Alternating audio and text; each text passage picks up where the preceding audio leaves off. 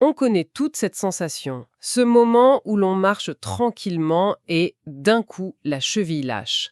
Une douleur vive, une frustration et cette petite voix qui nous dit «Ah encore». C'est un problème incroyablement courant, surtout pour les personnes actives. Cette impression d'avoir une cheville un peu en cristal, prête à se tordre au moindre faux pas.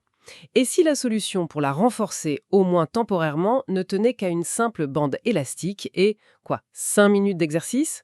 C'est précisément la question qu'on va explorer aujourd'hui. Notre source est une étude scientifique assez pointue, publiée dans le Journal of Sport Science and Medicine en mars 2026. Elle est signée par Yuanhao Chen et son équipe de l'Université des sports de Pékin. Le titre est un peu long. Effet aigu de la floss band à différentes pressions sur la stabilité multidimensionnelle de la cheville chez les patients souffrant d'instabilité chronique de la cheville. Un essai contrôlé randomisé. Bon, notre mission est simple. On va décortiquer cette recherche pour comprendre si cet outil, la floss band, est une vraie avancée ou juste un gadget de plus. Allons-y. Pour bien commencer, il faut définir le problème. On parle d'instabilité chronique de la cheville, ou ICA. Qu'est-ce que ça veut dire concrètement? Concrètement, c'est la séquelle la plus fréquente d'une entorse qui a été mal soignée en fait. On estime que jusqu'à la moitié des gens qui se font une grosse entorse développent une instabilité chronique. La moitié, c'est énorme. Oui, c'est énorme. Ça se manifeste par des douleurs qui persistent, des entorses qui se répètent pour un rien, et surtout cette sensation de dérobement. De dérobement. Oui, comme si la cheville n'était plus fiable. On a l'impression que l'articulation ne nous appartient plus vraiment. Et face à ça, les solutions classiques, c'est quoi? La kiné, des athlètes? Oui, exactement. Et c'est un peu ça le problème avec les approches classiques. La kinésithérapie, ça prend des semaines, voire des mois pour voir un vrai résultat. C'est lent. Très long. Et les supports externes, comme les attelles ou le typing, ça aide, mais ça peut aussi créer des compensations ailleurs ou limiter le mouvement naturel. Donc, on cherche toujours une solution plus simple, plus rapide, et c'est là que cette idée de floss band entre en jeu. Une floss band, alors c'est juste une bande de compression en latex, c'est bien ça? Ça paraît presque trop simple pour être efficace contre un problème aussi complexe. C'est l'idée. On enroule cette bande très serrée autour de l'articulation, donc ici la cheville, et on effectue des mouvements actifs pendant quelques minutes. Puis on la retire. Et la promesse, c'est une amélioration quasi instantanée de la stabilité. Et là, ça devient vraiment intéressant. Comment est-ce qu'une simple compression peut avoir un effet aussi rapide?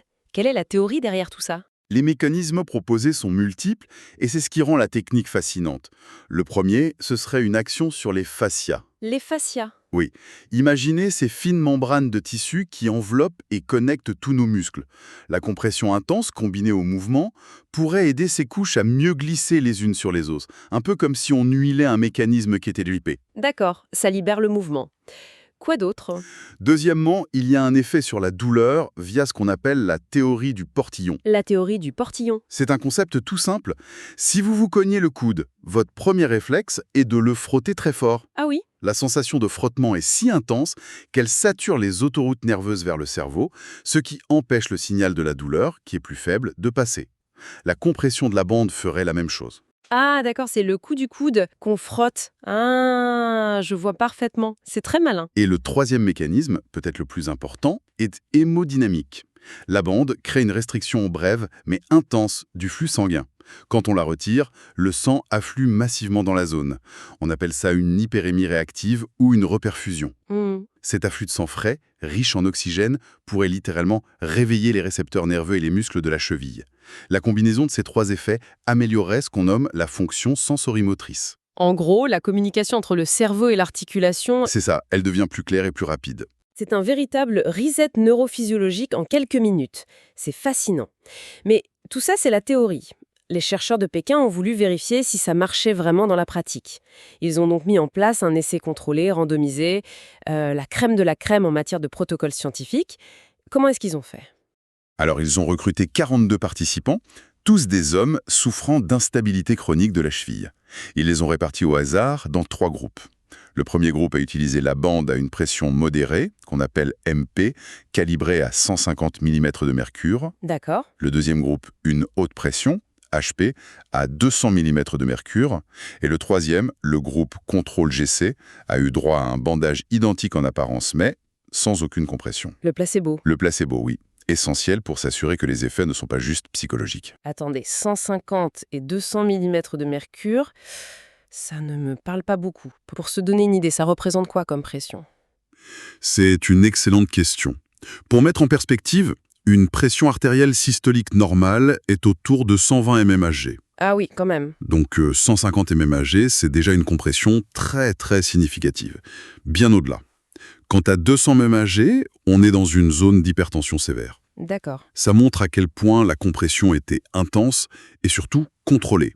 Ce n'est pas juste une bande serrée au feeling, quoi. D'accord, on parle d'un vrai garrot temporaire en quelque sorte. Et l'intervention en elle-même, elle durait longtemps? Et c'est là que c'est le plus surprenant.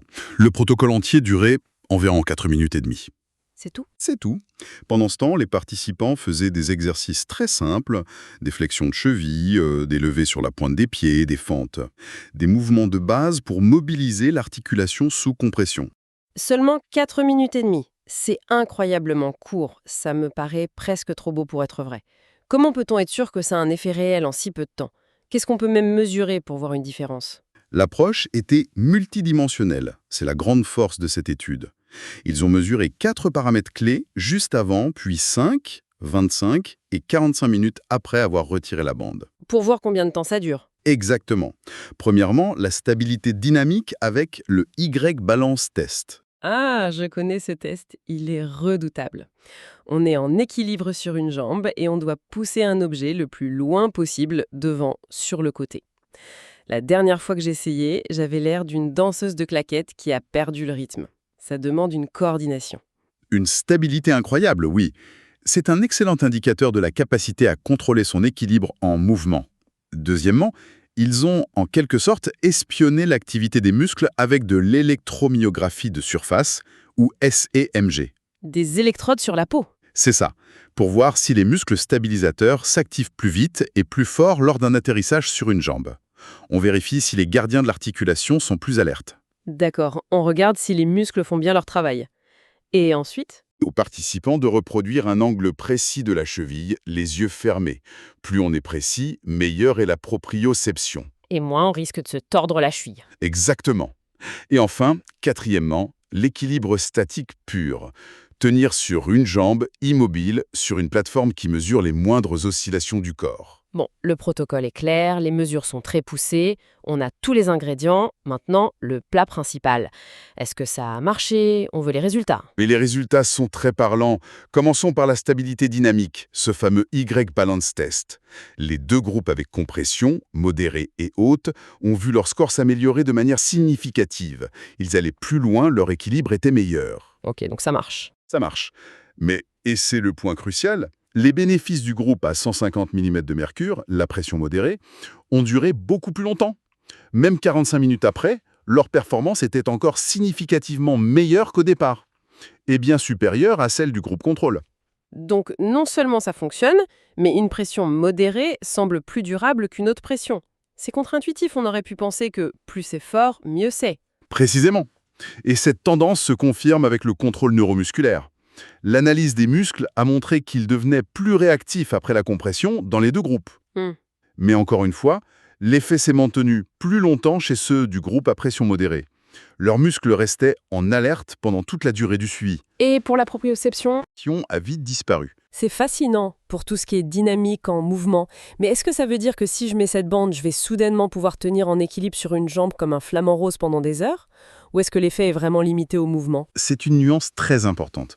Pour l'équilibre statique, les améliorations étaient très faibles et très brèves. Ah! Juste après avoir retiré la bande, il y avait un petit mieux, mais ça s'estompait en quelques minutes.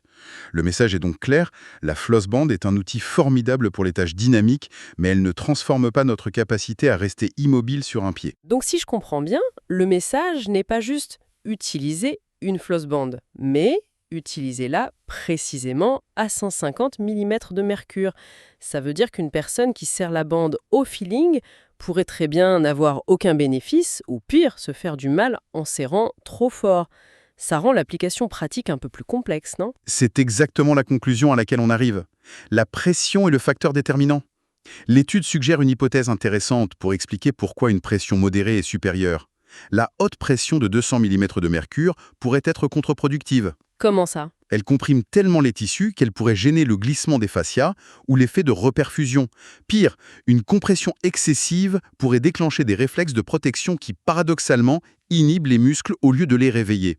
150 mm de mercure semble être le juste milieu, le sweet spot, qui maximise les bénéfices sans ses effets négatifs. Et si on compare cette technique à des approches plus classiques comme le taping ou les étirements, qu'est-ce qui la rend si différente? La différence fondamentale, que l'article souligne bien, c'est le mouvement actif sous compression. Le taping, c'est un support passif. Il limite un mouvement ou donne un rappel sensoriel. D'accord. Ici, on force l'articulation à bouger contre une contrainte intense. C'est une forme de rééducation active, très rapide, du système neuromusculaire. Et contrairement aux étirements statiques longs, qui peuvent parfois diminuer temporairement la force, cette technique semble améliorer la fonction sans cet inconvénient. C'est donc un outil de préparation, pas de récupération. J'imagine un basketteur qui sort d'une entorse. 5 minutes avant le match, il peut faire cet exercice et gagner de manière mesurable en confiance et en réactivité pour une bonne partie de la première mi-temps. C'est un gain, ou alors s'il est MVP, il peut être décisif. C'est l'application parfaite. C'est un outil pour amorcer le système avant un effort. Bien sûr, il faut rester prudent. L'étude a ses limites. Elle n'a inclus que des hommes, donc on ne peut pas généraliser aux femmes sans d'autres études. C'est vrai. Et surtout, elle ne s'est intéressée qu'aux effets immédiats, sur 45 minutes. Ce n'est pas une solution qui va guérir l'instabilité chronique à long terme. C'est une amélioration ponctuelle. Absolument. Alors, si on devait synthétiser le tout, le message clé pour la personne qui nous écoute et qui a cette cheville fragile, c'est quoi? Le message, c'est qu'une seule application de Flussband, de 4 à 5 minutes, à une pression modérée, peut améliorer de manière significative et quasi immédiate votre stabilité en mouvement, la réactivité de vos muscles et votre perception de l'articulation. Et cet effet peut durer assez longtemps pour couvrir un entraînement ou le début d'une compétition. C'est donc validé comme un outil d'appoint très efficace, soit pour préparer la cheville avant le sport, soit au début d'une séance de rééducation pour rendre les exercices suivants plus efficaces. Ce n'est pas un remède miracle, mais c'est un excellent moyen de mettre l'articulation dans les meilleures conditions possibles. Tout à fait. Il s'agit de donner au système nerveux et musculaire le meilleur départ possible pour la tâche à accomplir, en augmentant la sécurité et la performance à court terme. Et pour finir, une pensée à méditer qui va au-delà des données pires de l'étude. On a beaucoup parlé de mécanismes physiologiques, le sang, les nerfs, les fascias. Mais est-ce qu'une partie de l'efficacité ne serait pas simplement psychologique? La sensation de compression est extrêmement intense, on sent sa cheville comme jamais auparavant. Est-ce que ce retour sensoriel massif ne rendrait pas simplement la personne plus consciente, plus attentive et donc plus confiante dans ses mouvements? Ça pourrait créer une boucle de rétroaction positive. C'est une piste de réflexion très pertinente. L'étude ne l'a pas mesurée, mais il est presque certain qu'il y a une composante psychocognitive. Le fait de sentir son articulation de manière si intense peut briser le cycle de l'appréhension, cette peur de se blesser à nouveau qui paralyse tant de gens. Oui, la peur de l'entorse. Exactement. En forçant la connexion cerveau-cheville, on restaure peut-être aussi un lien de confiance qui avait été rompu par la blessure initiale. C'est une dimension qui mériterait certainement d'être explorée dans de futures recherches. Pour celles et ceux qui souhaitent approfondir le sujet, nous ne pouvons que vous encourager à lire l'article original de Yuaneo Chen et de ses collègues. C'est une étude vraiment fascinante, rigoureuse et un excellent exemple de recherche appliquée qui a des implications directes pour les athlètes, les patients et les thérapeutes. Et n'oubliez pas de vous abonner et d'activer les notifications. Nous revenons très bientôt pour décortiquer une nouvelle source de connaissances